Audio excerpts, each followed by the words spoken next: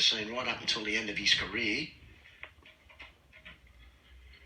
Former Australian Super Welterweight Champion and WBF International Middleweight Champion Garry Comer. Welcome to the show, Garry.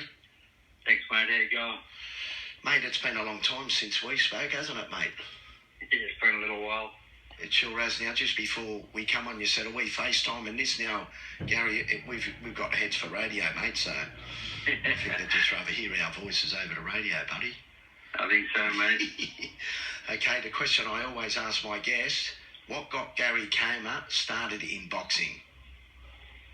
Yeah, it's funny. Growing up as a kid, I was, I loved my rugby league and played rugby league from the age of 4.5 till I was 26. But at the same time, growing up, a typical Australian kid, I'd get around the odd boxing gym and have a little bit of a play and some sparring and a little bit of learning as well. I never committed to boxing because I was always into my footy, mate. Yeah, okay. Okay, please tell us about your amateur career. It wasn't until you were 26, as you said before, you actually laced on a glove. It was only a short amateur career, wasn't it, mate? Yeah, so I think it was 2002 I started boxing. So I finished playing rugby league for the Warragamba Wombats in 2001. And I was getting injuries, like knee injuries, straining ligaments and falling over like a sack of potatoes before I'd even get tackled. And I thought, no, it's time to, hang the boots up. And being a married man and going to work and all the rest of it, I thought I've got to still do something for myself, sports-wise, So the boxing, I rang Roy Alexander up. I was ringing around gyms actually local to me, and I ended up getting onto Roy Alexander, and I said, mate, I'd love to have a go at boxing, and I'd love to fight professional and make the money out of it, Not really knowing a lot about it apart from just squaring up and throwing punches. And Roy said, no, mate, come in, we'll have a chat. I went in, we had a chat, and he said, look, we'll have a few amateur fights first. There you go, and we'll go from there. Okay. So I had 8 amateur fights, winning 7 out of 8, and then I think the first one was in February. I had it 2002. Yeah. And the first pro fight I think was November 2002. Yeah. Okay. So, you didn't muck around in the amateurs because you were a professional fighter through and through, Garry. What made you turn professional? I just wanted to do it from. I wanted to do it from straight up. Yeah. Okay, you made your professional debut, as you said, in 2002 with a victory over Tibby Callan. What's your memories of your first professional debut fight? That was great. Me and my wife got to go down to Tassie for a weekend away, which was like a little bit of a romantic weekend with a punch in the head. You call that a romantic weekend? Oh, yeah, funny. And it wasn't from her at that time, so... No, it was good. Honestly, I didn't know anything about the guy I was fighting, which was the case in most of my career. I didn't know until I showed up on the night, and then I find out he was a former amateur Tasmanian champion. Yeah.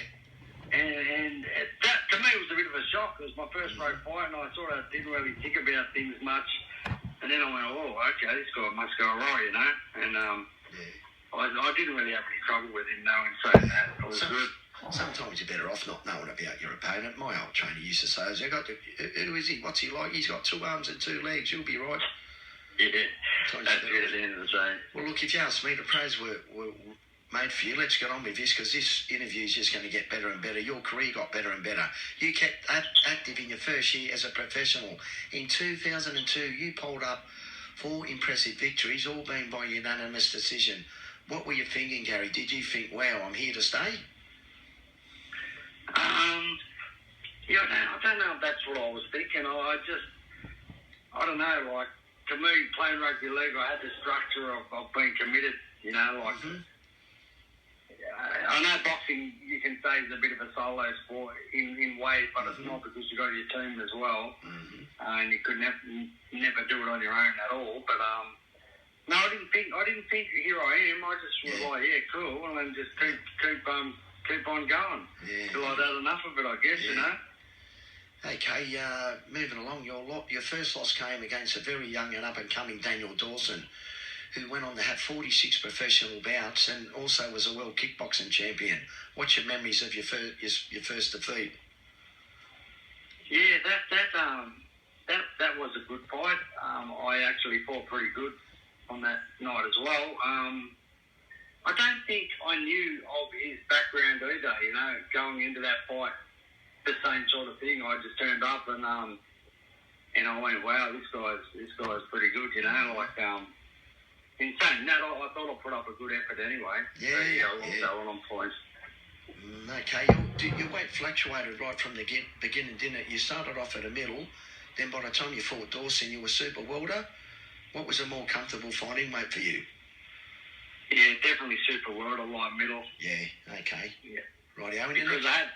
Because I had to work, you know, you got to work to get to your weight, but I was still strong at that weight, you know. Yeah, right. Okay, in your next two fights, you come up against the same boxer, Ian Scaffer. You suffered a draw and a loss. What's your recollections of them fights? Yeah, look, Ian was a good fighter. I think he come from a bit of a mixed martial arts background and that as well. Yeah, no, look, me as a fighter, I guess, you know, a lot of fighters would say the same, you know, it's in you or it's not sort of thing, and I just had it in me, and I had a draw, and I thought, I'll get this bloke, you know, and I didn't get him the next time, but, you know, both fights were tough, and he's you know, a great fighter and a good bloke as well. Yeah, right, okay. Your very next bout, you were back in the winner's circle with a points victory over Damien James. Less than 2 months later, you got a crack at Ben Crampton for the vacant New South Wales Super Welterweight title in Ben's backyard at the Cessnock Supporters Club. Ben got you in the ninth. What happened? Yeah, that to me, that was one that got away. Yeah. It was a great night. My first sort of big stage, so to speak, with the state title fight in his backyard. Everyone going for him. Look, honestly, it was a great fight. I had him on wobbly legs at the end before it was stopped. Honestly, I had him. I believed I was going to stop him. Mm-hmm. And being that I was a southpaw and I was an in-your-face sort of type fighter, we clashed heads and split my head open, and they stopped it due to that. Yeah. But I had him on wobbly legs, like I felt I had him. It was just about to go, you know. Yeah, jeez. But anyway. Okay. Then, once again, Garry Comer got back on his horse and you strung together another 2 good victories in the space of 4 months, beating Obate Tagi and Anthony Cotterill. What was the feeling like in the camp? Yeah, look, you know, there's a buzz. There's a buzz, always a buzz when you fight, you know. It was good. Look, I trained in good gyms with good sparring partners and good people, and you know what I mean? It was always a good thing if someone got a win. Tell us some of your sparring partners, Garry. Mate, when I started, this was the good thing. When I started with Roy Alexander, I had like Josh Clenshaw. I was sparring with Brett Tooley, Brett Smith. You know, different weight divisions. Daniel Villabano was a little Filipino guy that was tough as nails as well. Then I got a lot more to do along the way. I went to America with him when he fought Sherman Mitchell as a sparring partner on that as well. Yeah, geez, I was going to bring that up too, but we'll keep. It's a funny story that we'll keep moving ahead. 4 months later, you suffered a KO loss to Solomon Egmarine. This was for the Australian welterweight title at the Entertainment Centre in Wollongong. Less than 3 months later, your finest moment came when you beat Chris Hamilton at the Panthers World of Entertainment Centre for the vacant Aussie Super Welterweight title. What was the feeling like? And what's your recollections of your finest hour? That must have been your finest hour, mate, so far. Yeah. Look, I got a real buzz out of that, winning that. Of course, you win the Australian title. It's the best feeling in the world. You know, really. For me personally, to win your national title, then the next best thing is a world title. You know what I mean? Yeah. To me, that's my opinion. And look, as I said, the same thing with Chris Hamilton. I didn't really know a lot about him, and then I get into the ring. They announced us both, and they announced that he was a former silver medalist in the world amateurs. You know, and I thought, far out. Wow, how good is this going to be? You were better not knowing, Garry. But you know what? It was a hard fight, and look, he was boxing my ears off definitely. But I think I dropped him. I think I dropped him 2 or 3 times, and it was the very last round that the doctor actually waved him off when he was on wobbly legs and said, "That's it, mate." What round was that? Did you say? Yeah, it was round 10. It was the last 10. round. The last round, mate. okay. Oh, we're in the Last 10. round. We're in the 10 rounders then, where we for the Aussie title. I thought it was still 12 then. No, it was 10. It was 10. It was 10, okay. There was no in-betweens with you, Garry. Less than 5 weeks later, once again, you added another title to your mantelpiece. This time you face, you got to say this Thai name for me, mate. Shoutouts Jockey Jim, is that right? Yeah. Look, you know what? I don't know, mate. You won the WBF International Middleweight title. Once again, it was at Penrith. What's your memories? Look, I love fighting at Penrith. You It's sure up the did. road from where I gamble, where I live, so it didn't really put the family out on nothing much. But look, that fight, that title fight, honestly, I think I replaced Josh Clenshaw, who was supposed to be fighting it. Yeah. And he didn't make weight or pulled out or something. I'm not sure what happened, but they offered it to me, I think about 2 weeks out from the fight. But being in a good gym and training hard and good sparring, most of the time you'd be ready, you know. So, I stepped up and got him. It was good. That was a good thing about Garry Comer. You were always ready. Yeah. Okay, you were on fire. 3 weeks later at St Mary's Band Club, you defended your Australian Super Welterweight title against that day's Wade Clout. A unanimous decision. What's your memories defending your title for the first time? Yeah, look, that was it. You know, it's funny. It's not funny, but when I think about it, I actually went and sparred Wade way back. Well, I think I might have even it's still been in the amateurs, you know. And I went down. I think Tommy might have took me down, Tommy McCurry, and I did some sparring with Wade. And I remember coming away from that thinking, wow, this guy's pretty good. He was good, and but then my level had improved that much when I fought him. It was a good hard fight, but I didn't really have any trouble with him, so to speak, you know. Yeah, I took a fight of Banjo Patterson down to fight him in Newcastle years ago, and he boxed my bloke's ears off. He was bloody good, Wade Clout, I can tell you, and he was a popular new that day guy. That day. Yeah, he was, mate. He's a good. You know, I've got a lot of time and respect. Been look for anyone that I fought, but definitely for Wade. You kept busy, and it was great to see you defend your title so soon. This time against Nick Lund, you won by KO. What's your memories? Yeah, look, no disrespect, but I didn't have any. I think I was just on that night. I think I threw a couple of overhand lefts pretty early, and I caught him each time. being that he was tall and slender, they sort of didn't miss, you know. Hey, you were lining them up. Next was Benny Horror, TKO victory in Sydney. What's your memories? Yeah, Benny, he's a bit of a character himself.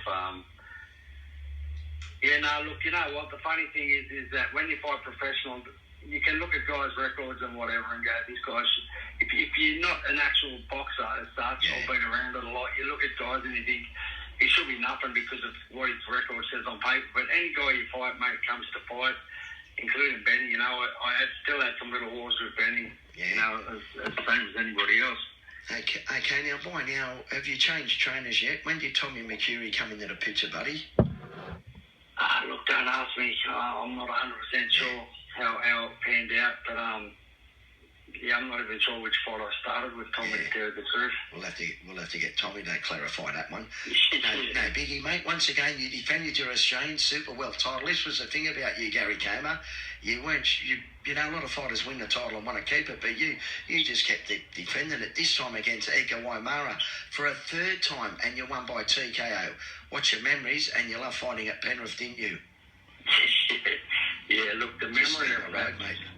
Yeah, the memory of that fight with Edgar Waimara was he was a flashy. He was a character too, wasn't he? Yeah, look, as most boxing fans know, or anyone around boxing knows, back in the day, he was a good boxer. You know, he had a good hit of punches and whatnot. Yeah. But what happened with me and him was that one of the early rounds. Well, it was just before it was stopped. He leaned over the top of the referee when the ref said it was to break.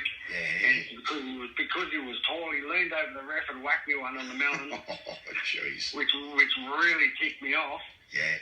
And I saw red, which is probably what I needed to do in a few other fights, which I didn't. But and I finished him off. Did you? That got I think you? round 5, I think it was. That got you angry, God. Yeah. I'm not, look, yeah, it just ticked me off. Yeah. I just thought, just unprofessional, unsportsmanlike, I know it's a fighting game, but yeah. Okay. I didn't like it. I've never seen a fighter fight on a regular basis like you did, mate. Your next fight, you travelled to Suva, Fiji, and took on Zulfikar Joy Ali for the Parba Super Welterweight title, and you lost by unanimous decision. Now, I was talking to Tommy McCurry last night about this fight. It was probably your biggest disappointment of your career? Yeah, definitely, mate. Yeah. Look, sorry, keep going. You've punched a you-know-what out of him for 10 rounds, and they've given it to him by a unanimous decision.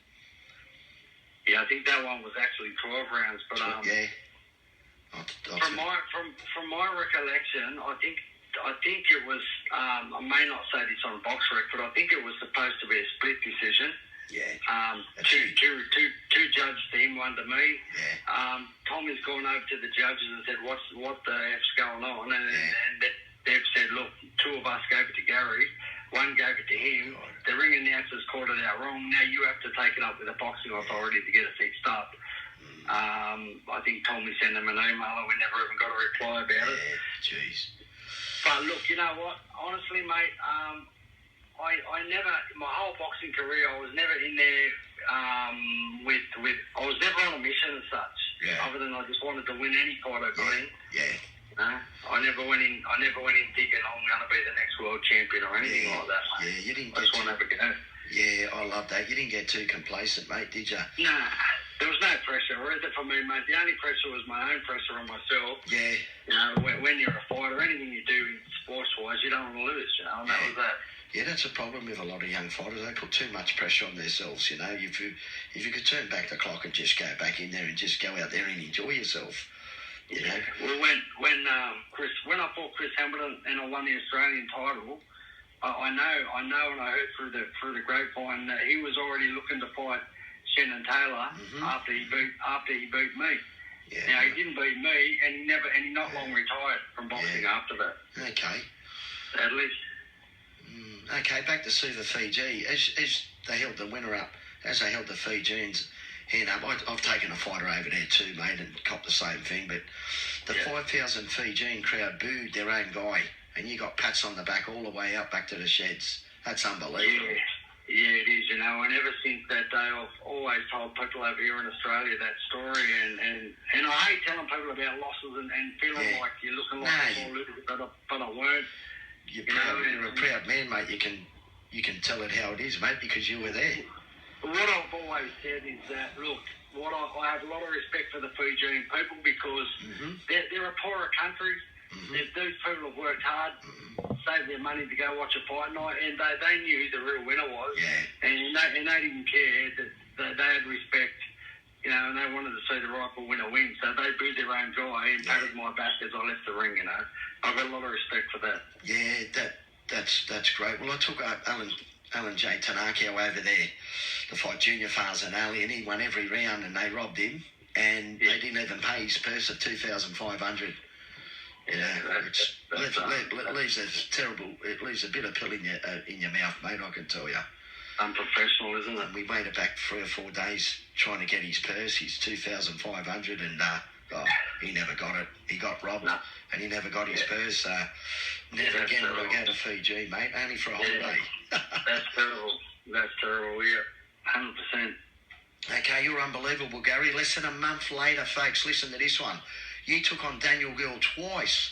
First one was at the Gold Coast Convention Centre for the interim OPBF Super Welterweight title, and you lost by KO.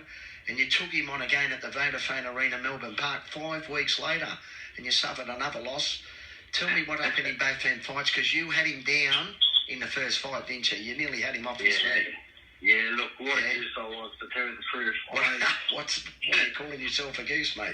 Yeah, look, honestly, mate, you know what? To be honest with you, as I said at the start of the show, it's the fighter in me, you know what I mean? Like, look, to be honest with you, I was never, as I said, I never took on boxing to be this or that. It was just to have a crack. Yeah, of course. And in all honesty, mate, I never had a manager or anything like that. So if I said to the coach or the trainer, I want to do it, they just let me do it. I wanted to do, so to speak. I I never had a manager to say, mate, you know what? You never beat Daniel Gill, let's just leave it and move on. I said, look, I want to go again. Mm-hmm. And you whacked me again. But look, I'll tell you something else. A few people know this, but not everyone does, mate. I've got poor eyesight. I've had it my whole life. Poor vision. And when it comes to my boxing, I could get away with my poor vision in the majority of my fights, but when they come to, say, Daniel Gill, guys like that don't miss. They pinpoint.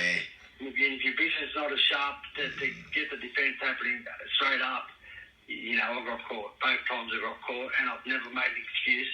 No. I've always said Daniel Gill was just too good. You got him right on the top of his game, mate, and this is interesting. See, we did notice about your eyesight. I had Dominic Vayon over a year ago, and his last 2 fights, he said he couldn't see a metre in front of him, you know. That was my ultimate fight. He didn't want to give it away. He wanted one more. But, you know, you hear these things later on. And that's why I love doing this show, Garry. People just don't know how good a fighters we had here in Australia until they hear about your careers like yours. Okay, moving along. Because here we go again, Garry Comer. You got back on your horse and you strung another 5 beautiful victories in the space of 6 months. I bet your confidence was booming sky high by now. Well, it would have been, for sure. It would have been. As I said, I just love fighting, and you don't want to lose. And if you string a couple together, you know, I'm not thinking I'm going to be the next big world beater. I'm just enjoying life, you know. Mate, you beat Paz Vito twice, Damien Smith, Benny Horror, Matt Shaw. Now, Paz Vito, wasn't he a character from New Zealand? Yeah, you know, he was, and he was a good bloke. He was a good bloke. He was one of those guys that just fought anyone and everyone for a payday, so to speak. Yeah. But you know what? He still come to fight. Yeah. He come to fight, mate. Mate, I brought him over twice when I started promoting earlier on in my Reesby Workers days. Yeah. And I rang him up on the phone. He said, I look after myself. I want $300 a round and $200 spending money on arrival, and you've got me. I said, done. You've sold me, Pistol Paz. And he was a character afterwards. He's going in the crowd with his cowboy hat on, you know. I think he fought Edgar Waimara that night. And, what a character he was. So you come up against him twice, eh? Yeah, he was. And it's funny, you know, like, you know yourself, being a former boxer yourself, once you fought a guy, you end up with that much respect for each other afterwards, and, you know, because there's so much in common. There's a respect there. So we'd already fought each other once, so basically we were laughing. I think we might have even had dinner together before the second one, after the weigh-in. Yeah, as you did. Yeah, nice bloke, mate. Yeah, he's a good bloke, good character. He sure was. He loved dancing with the girls at the disco afterwards. Jeez, they were all lining up to dance with him. I was laughing my head off, mate. Oh, that's another story. Okay, once again, you fought for the vacant Australian Super Welterweight title at the Panthers Rugby League Club against Franco Laporte. You lost by TKO. What happened that night? And I had asking that, what happened? What happened, Garry? I'll tell you what happened. What happened, mate, was I just got caught cold early, and he just smacked the pants off me straight up. And look, you know what, I learned this, as I said, man, I never grew up as a pedigree boxer that learned the ins and outs of boxing. I just learned along the way. And what I learned there was if someone comes and jumps on you straight up and you're not really doing your best to tie them up or throw them back, they'll stop it, you know. And that happened to me a few times. You know, like if you're not, look, you may not be phased, but I do also understand the referees, you know, job to make sure no one gets hurt, sort of thing. So they'll jump in and wave it off if you're not throwing them back or something, or you're getting a couple too many in the head, you know. And that happened to me a couple of times. But you know what? My whole career never hurt. Never hurt. Well, that's what the ref says before the fight. Eh? Protect yourself at all times, and if you don't, you'll have to come in and stop the fight, you know. 100%. They're there to protect you. Okay, I want to know what happened with, you're in Atlantic City. You went over there with Laporte Nadu. Now, Laporte took you over there as a sparring partner before he fought Shamba Mitchell for the IBF Junior Welterweight title. You're his number one sparring partner. Yeah, that's a funny story on my end, not for Laporte, because he was fighting. He was fighting for the world title against Shamba Mitchell. And look, I just went along with the sparring partner, so I don't have anything to do with any of the organising of anything. Mm-hmm. But all I know is that when we got there, there was nowhere organised for him to be training, Really? or sparring or anything. Yeah. We stayed in two casinos, Tropicana and Bally's Casino in Atlantic City. Mm-hmm. So Lovemore's management basically went and asked the casinos, could we use a room in their gym somewhere to do some sparring, and they said no way, we're not insured for that sort of thing. Yeah. So we laced him up in his motel room, pushed some pot plants and stuff aside out of the way. Yeah. And look, this guy's fighting for a world title, so we punched the bejesus out of each other in his bedroom. He loved Moore's room. How big was the room? Look, I was a bit jealous, to be honest with you, mate. He had everything, and he had about 24 pairs of shoes that were all the same shoe, but different colours lined up along the wall. Oh, jeez. You had to move all that out the way. But anyway, so we punched on every day. We did our sparring in the morning in his bedroom. Every day for how long and how many rounds? I want to know. I cannot remember, mate, to be honest with you. It was a while ago. Any footage of this, mate? That would have been hilarious. The maid coming in to clean the room. Yeah, no, look, I don't know. But honestly, I swear from memory there would have been some blown up walls and stuff, you know. I mean, we're punching the jerseys out of each other and fighting for a world title, so it wasn't soft sparring, you know. It was not that any sparring in, but it was full on. I bet it was. Golly, I wish I was a fly on the wall. You know, that was a shame for him, you know what I mean? Okay, moving along, Garry. All of 2008, you disappeared. Was it retirement, or did life just get the better of your boxing career? Yeah, no, it was definitely life, mate. You know, things go on in life, and you have your ups and downs, and things go on and whatever. And I had a bit of a break there for a while, and you know what, I until me and you sort of spoke about this a little while ago, I didn't even realise that I'd had a full year off. I was like, wow, really? Just life, mate. Yeah, someone said to me, life doesn't fly, you fly. You just fly yourself. I've had to think about that one. Okay, you returned on the 13th of March 2009 on one of my shows, Garry. I was privileged enough to get you on before you retired. It was at the Reesby Workers Club, and you beat Filipino Jillian Sinisa on a unanimous decision. Did it feel good to get back in the ring? Yeah, it did. It was great, actually. After a year? That was a good fight. And being Filipino, as anyone knows, with Filipinos, always tough. Whether they can fight or they can't fight, you're never going to hurt them. You know, they come to win. They sure do. And he was tough as nails. 100%. Okay, you followed this up with another points win 3 months later against David Wiremu. Once again, you disappeared for nearly another year. What was happening in your life? Same, mate. Yeah, same. Look, in all honesty, mate, I weren't fighting well, and I knew I weren't fighting well. Probably at the last third of my boxing career was probably the lowest points in my boxing career. I'd probably say not due to being, I don't know, life definitely played a part, you know, things go on in your life and things. Your career's well and truly coming to an end now. You came back yet again in 2010 in June, and you took on Ryan Waters for the WBO Asia Pacific and Oriental Super Welterweight titles, and lost by unanimous decision. Was it true at that time you had to shed more than 20 kilos to get the weight in the lead up for this? Yeah, I did. 20 kg. You must have... Yeah, basically I come back. Yeah, basically I come back for that fight. I got offered that fight, and it's funny. As a boxer, you know this yourself. No matter how far gone and how old you are, whatever, all you think in your head is individuals when they offer you an opponent and they dangle the carrot of the title. You're like, in your head, you're like, I could beat that guy, but you're thinking at the same time, when you were at your best, you believe you could beat that guy, whether you could or you couldn't. But look, it was a great fight. We went after 12 rounds. I remember. We went after 12 rounds, and I felt like the ring rust and all the rest of it was there, as it would be without any warm-up fights or anything. And he was very active as well. But Ryan was a great fighter and a great bloke. You know, I trained with him before, you know.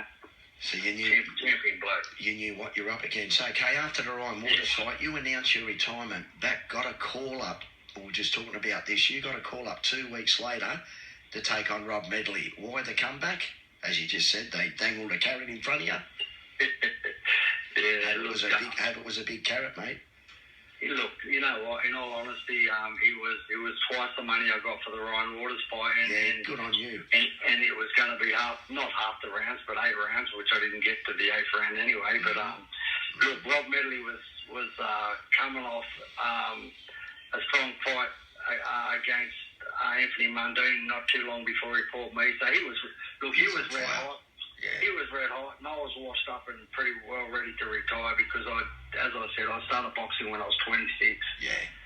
But it's just a fighter in me, you know, and they waved the money at me, you know. I'm a family man, I needed the money, and I said, yeah, let's just do it again one more time. Mm-hmm. You know, and I got in there and I still had cuts healing on my head from the fight with Ryan Waters. Yeah, from the head clashes. Bruno left-hander and the head clashes. So, you know, look, for me personally, I'm disappointed because I've always said, you know, the money, you wouldn't even remember what you spent the money on, but the losses on your record, you're like, you idiot. I'll tell you what, mate, you got nothing to be ashamed of. That record of 20 wins and 10 losses, mate. That's a bloody good record, mate. Jeez. Anyway. Yeah, I know. Look, I could have been, you know, if I had a big manager and I could have been someone to try and protect all these losses and been like that, but no, you know, I just wanted to fight. And you know, I'm happy with what I achieved and my family's proud of me and I enjoyed my boxing, mate. Would you do it all again the same way if you had your life over, or your career over, or would you just go the same way, buddy? No, I'd do it the same. I knew you were going to say that. I'd do it the same. Okay, you were happy to call it quits after the Rob Medley fight, and you were happy to walk away from the boxing game, weren't you? You'd had enough? Yeah, mate, yeah. But I knew it was time because, you know, you start getting touched up a bit and you're not getting any younger. So, look, if you can't really go any further in your career, so to speak, what's the point? You know? Exactly. Okay, who was your toughest opponent? We're coming to an end now of this interview, but before we go, who was your toughest? I think they were all tough, mate, but I'll let you answer that one. Toughest opponent? Look, it's a really hard one to say. You know, like you said, but fighting so many, they were all tough. Yeah. And you know what the funny thing is usually the ones that weren't the prettiest, better fighters were the tougher ones. Yeah. You know, the ones like Medley, Gill, Waters, all these guys that can throw nice, clean, straight punches. They're not hard. David Wiramu's and the Baz Vajos and that. They're the awkward, hard fights, mate. Yeah. Okay, I just want to read this out. This is from your trainer, Tom McCurry, and lifelong friend. Gaz was a great achiever for a kid that started boxing at 26, tough as nails, great kid to train, was a workhorse in the gym, never shied away from any fight. My greatest memory was us fighting in Fiji for the title when you fought Joy Ali. Garry won every round and got ripped off hard. So we'll say that our biggest robbery in boxing, but I guess that's boxing, said Tommy. He was a great fighter in my eyes and a great human. We become friends and we'll be for life. That's what Tommy McCurry said about you, buddy. Yeah, thanks, mate, 100%. And all the same to Tommy, and we still keep in touch. And we still, you know, and we were there in Fiji and we know what happened. But like Tommy said, that's boxing, mate. What do you do? What do you do, mate? Okay, what's Garry Comer doing these days? Mate, at the moment I'm in between jobs, so I'm looking for some work again. But I have been. What I like to do when I get a chance is teach local kids boxing. That's what I was going to ask you. You were doing that, weren't you? I used to own a boxing gym in Silverdale, which is next to Warragamba. I actually took a couple of kids to a couple of your shows along the way with the amateur fights back in the day. Get back in there and start training kids, mate. What's holding you up, buddy?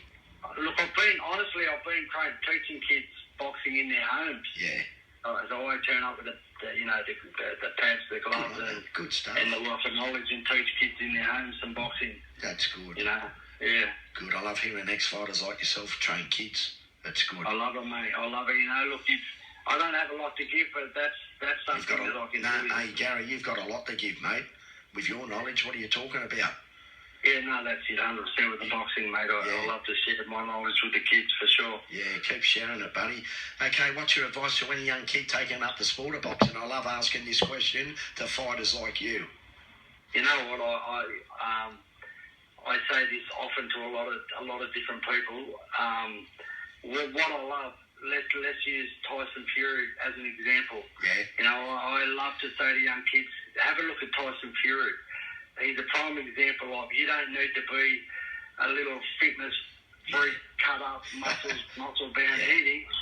You've just got to have the knowledge, the heart, you know, the determination and the skill, and you can achieve anything. You know, you don't have to look like something off a magazine to be competitive and have a go at things. Exactly. That's good advice. Okay, who's your favourite Aussie fighter at this time? My favourite Aussie fighter right now is George Kambosos, who I'm hoping to see pull off this victory against this other. Okay, I was going to ask you that. Who you tipping? Let's pray to God that George can do it. Yeah, look, I can't go anywhere. I can't say anything negative about George, and I'm in his corner, mate, and I hope he does it for us. Mate, for himself, for Garrys and Australia, mate. Yeah, exactly. Any Aussie fighter that goes overseas, mate, we're right behind them, aren't we, mate? 100%, mate. Okay, who's your favourite Aussie fighter from the past? You know what? Did I hear Paul Nasari? No, sorry, mate. I'm hearing. No. Look, I've actually looked at a couple of your fights on YouTube. Mate, stop there, mate. Who's your favourite? More time, I was joking. Yeah. Look, you know what? My hero when I started boxing was Josh Clenshaw, mate. Yeah, 100%. Yeah. That's where I learned a lot of things. You're boxing quite a bit. Just by watching him, mate. You know. Yeah. No. What are any others from the past? Dave Sands, Lionel Rose, Jeff Fennick. Lester Ellis, mate. Yeah. I love Lester Ellis when he was young and he was going up. Okay, now before we go, Garry, any shout outs, any thank yous? This is the last question, and I'm going to let you go, buddy. Yeah, no worries. Yeah, look, Paul Smithson helped me along the way into my career. Champion bloke I'm still in touch with. Mm-hmm. Tommy McCurry. You know, greatest trainer I've ever had, mate. You know, I just like to say big thanks to Tommy. Yeah. And look, you know what? Roy Alexander was a great trainer as well. And I trained at the Grange Old School Gym for a while too. I'd like to just give a thanks to them to the help along. Look, anyone that's helped me out in any way in boxing, thank you. Yeah, that's great. Yeah. Well, Garry Comer, we'll cut it there, mate. Thank you so much for coming on. It's been an absolute honour to have you on the show, mate. I'm going to sign out with Bad to the Bone by George Thorogood for you as we go, buddy. Awesome, love it, mate. Thank you. Thanks a lot, Garry. We'll talk soon, Cheers, mate. Thanks, mate. Take care. Okay, bye for now. Bye-bye. Bye.